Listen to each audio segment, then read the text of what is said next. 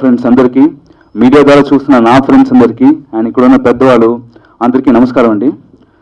అదే ఒక సమస్యని మనం బయట నుంచి కానీ దూరం నుంచి చూస్తే కానీ అది మనకి అర్థం కాదు.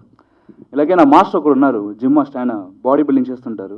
ఆయనతో మాట్లాడుతున్నా, కొంచెం ఫీలింగ్గా మాట్లాడుతున్నా. ఇలా చాలా ప్రాంతంలో నీళ్ళు లెక్క కష్టపడుతున్నారు, నీళ్ళు కూడా దొరికితే కానీ దాన్ని సేవ్ చేసుకొని స్పూన్లో తాగుతున్నారు వాళ్ళు అని ఫీలింగ్గా చెప్తుంటే ఆయన కరెక్టేరా, తెలుసు కదా, నేను కూడా చేస్తాను, బాడీ బిల్డింగ్లో కట్స్ అవ్వాలంటే స్పూన్లోనే నీళ్ళు తాగుతా అంటారు.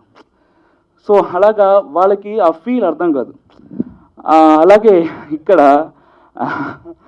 ఒక హయ్యర్ ఆర్డర్ ఆయన స్టేట్మెంట్ ఏం చేయాలంటే, మినిమం డబ్బుతో ఇండియాలో ఒక కామన్ మ్యాన్ హ్యాపీగా బతకొచ్చు అని స్టేట్మెంట్ ఇచ్చారు. సో ఏంట్రా ఇది, మంచి డబ్బు ఉంటేనే ఇక్కడ బతకడం కష్టంగా ఉంది, మినిమం డబ్బుతో ఎలా బతుకుతారు, ఏదైనా సెన్స్ ఉందా? సో వీళ్ళందరికీ వాళ్ళు డబ్బు మధ్య ఉన్నారు కాబట్టి వాళ్ళకి దీని కష్టం తెలియట్లేదు.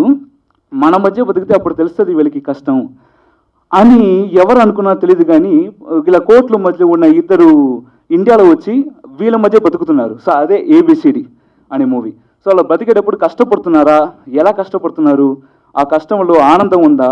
So all these revolves ABCD మూవీలో.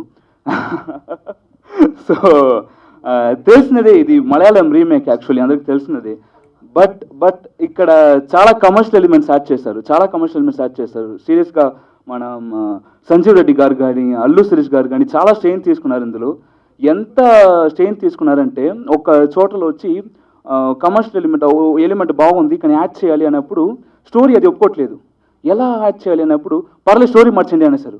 So they are so keen that audience should be entertained. ఈ ఉన్న ఈ 2 అవర్స్ మూవీలో ఇక్కడ రిపీట్ కాకూడదు, ఆడియన్స్ వచ్చి హ్యాపీగా వెళ్ళాలి అనే చాలా కీన్గా వీళ్ళు తీసిన ఒక ప్రయత్నం ఇది. అండ్ అది మాత్రం కాకుండా ఫస్ట్ సక్సెస్ ఏబిసిడిలో మెల్లమెల్లగా వస్తాం. అందరికీ థ్యాంక్ యూ దాన్ని సక్సెస్ చేసినందుకు.